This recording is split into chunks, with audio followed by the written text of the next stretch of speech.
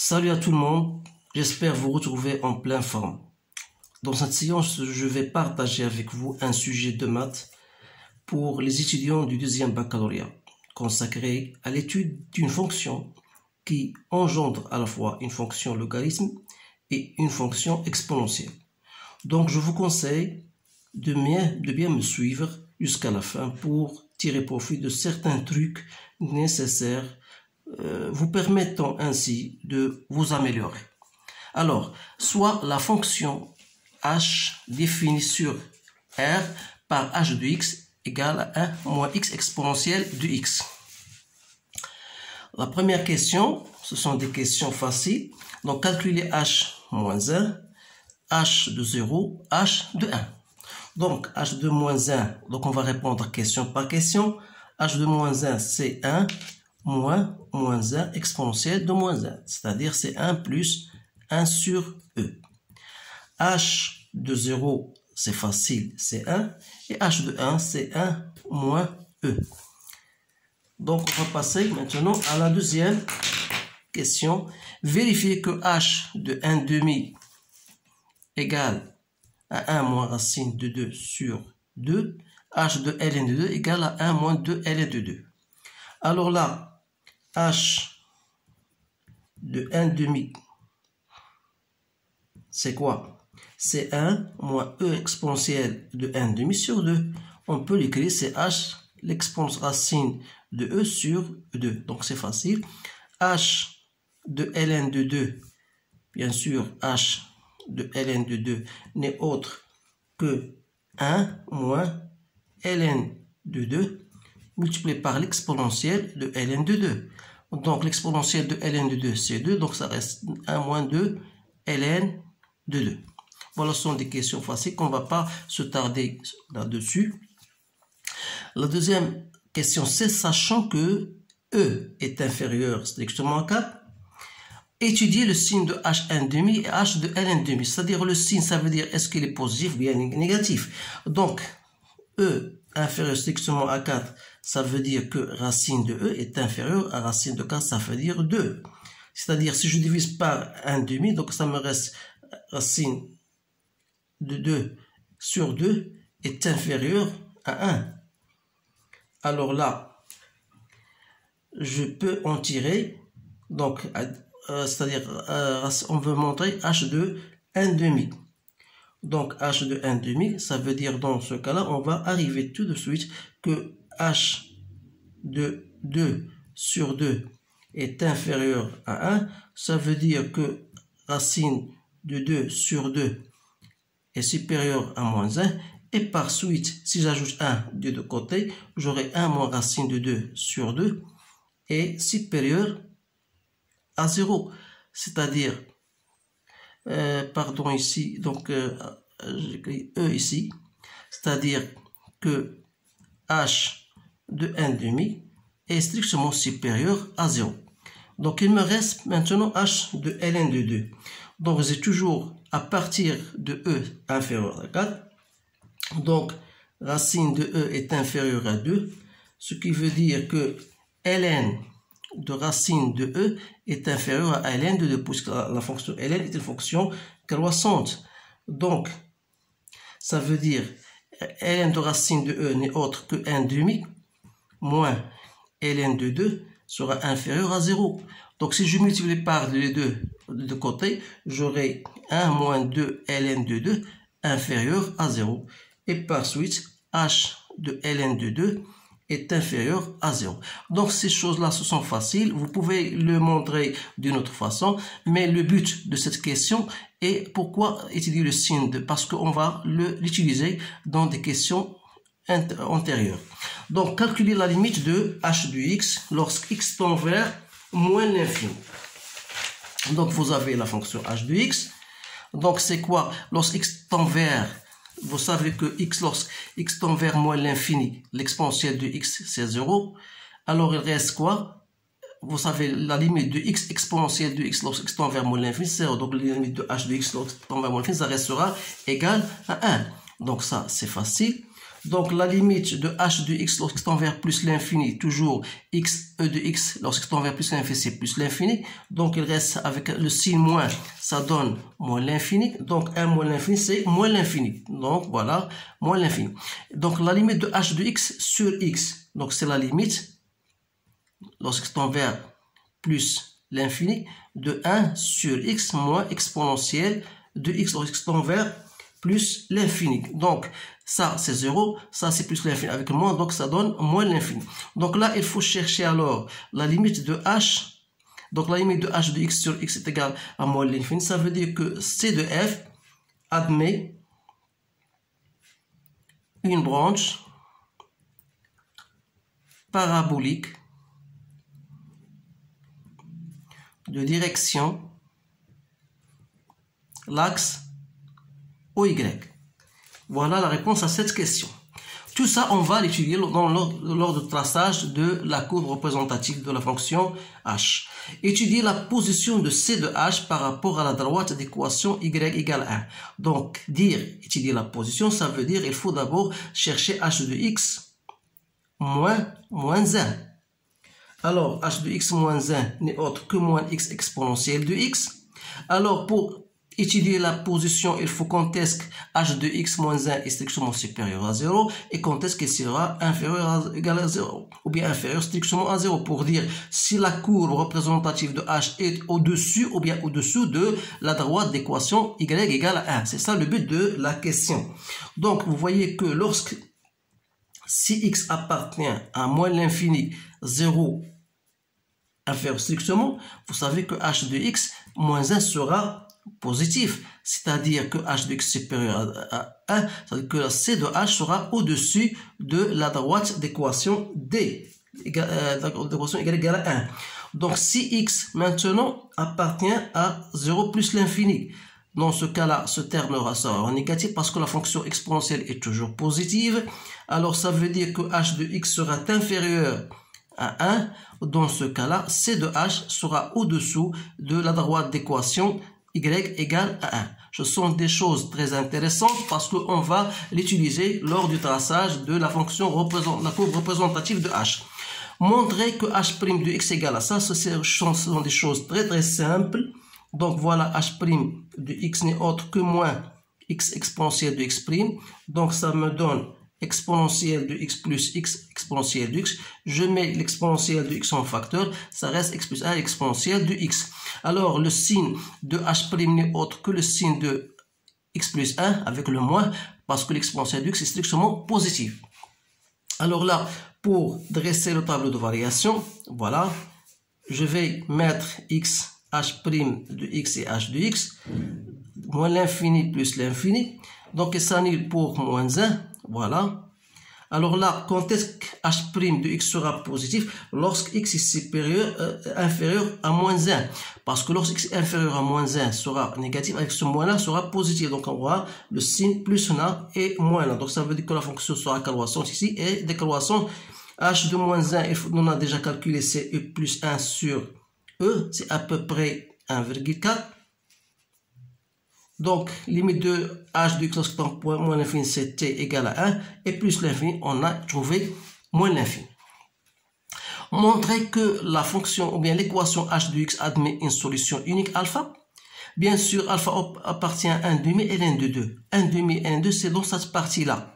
Alors là, donc, d'après ce tableau de variation, il faut remarquer que la fonction passe de 1,4 vers moins l'infini. Ça veut dire qu'il va couper l'axe des abscisses en un certain point appelé alpha. Donc, alpha est compris entre 1 demi et 1 2. Pour la montrer, il suffit que deux conditions soient suffisantes. C'est que, alors, c'est d'abord la fonction h, il est continu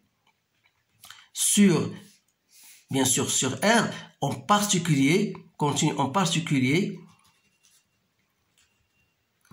sur l'intervalle qu'on nous a donné, 1 demi ln de 2. Et même, elle est décroissante. En plus de la première condition, deuxième condition, il faut déjà, c'est pour cette raison qu'on nous a donné calculer h de 1 demi h ln de 2. On a trouvé que le signe de h de demi l'un est positif et l'autre est négatif. Ça veut dire que ça donne un résultat négatif. D'où l'équation h de x égale à 0. Et admet une solution alpha, bien sûr, appartenant à un demi ln de 2 tel que h de alpha égale à 0. Voilà la réponse à cette question. Il faut s'habituer à ce genre de questions. On déduire le signe de h de x. Alors le signe de h de x, alors on a h de alpha égale à 0. Ça veut dire quoi? Ça veut dire que la h de x, il va prendre et sera négative à partir du moment où x appartient à alpha plus l'infini. Alors là, et partir de 1 jusqu'à 1,4, donc ici la fonction sera toujours positive entre moins l'infini et alpha. Donc voilà, vous dites quel que soit x appartenant à moins l'infini alpha, on aura h de x est strictement positif, et quel que soit x appartenant à alpha plus l'infini, on aura h de x est négatif. Ça, on va l'utiliser bien sûr dans l'étude de la fonction f de x. Maintenant, on continue notre question. Montrer que l'exponentielle de alpha égale à 1 sur alpha. Alors là, à partir du fait que h de alpha égale à 0, ça veut dire que 1 moins alpha exponentielle de alpha égale à 0, ça veut dire que alpha l'exponentielle de alpha égale à 1, donc ça veut dire que l'exponentielle de alpha égale à 1 sur alpha. C'est une question très facile. Ensuite, ln de alpha égale à ça. Donc à partir de ce qu'on a retrouvé, on va entrer ln de l'exponentielle de alpha, c'est alpha, ln de 1 sur alpha égale à ln moins ln de alpha. Voilà la réponse à la question. Ça veut dire que ln de alpha égale à moins alpha. Donc voilà la réponse. On déduit que h' de alpha égale à ça. Donc h' de alpha, c'est bien moins alpha plus 1. On a trouvé l'exponentielle de alpha. Comme l'exponentielle de alpha égale à 1 sur alpha, donc voilà la réponse. Calculer h' de 0. Donc h' de 0 n'est autre que la valeur moins 1, c'est facile à le trouver. Déterminer l'équation de la tangente. Vous savez que l'équation de la tangente a un point x0, ça s'écrit de cette manière-là. Alors, on va remplacer x0 par la valeur 0. Donc, c'est h' de 0 fois x plus h de 0. C'est-à-dire que y n'est autre que moins x plus 1. Voilà l'équation de la tangente au point 0. Donc, qu'est-ce qu'il nous reste? Il nous reste tout simplement de tracer la fonction. Alors là, arrivé à ce stade-là, il faut bien faire très attention. Donc, voilà, vous savez que les questions sont bien enchaînées, l'une après l'autre. Il vous guide bien sûr de trouver cela et cela. C'est pas pour votre plaisir, mais c'est pour l'utiliser dans le traçage de la fonction. Qu'est-ce qu'on a mis?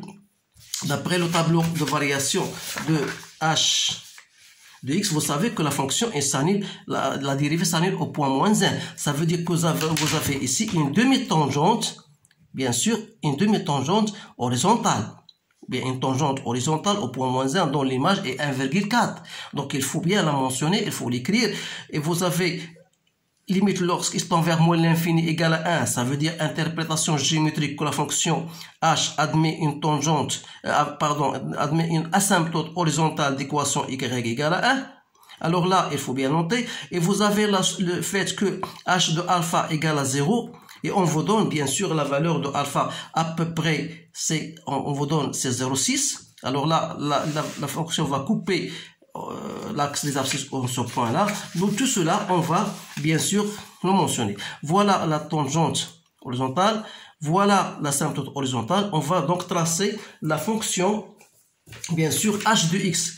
Parce qu'on va tracer c de h et c de f. En même temps, donc tracer t, on va tracer la fonction c de h et on va tracer la fonction c de f.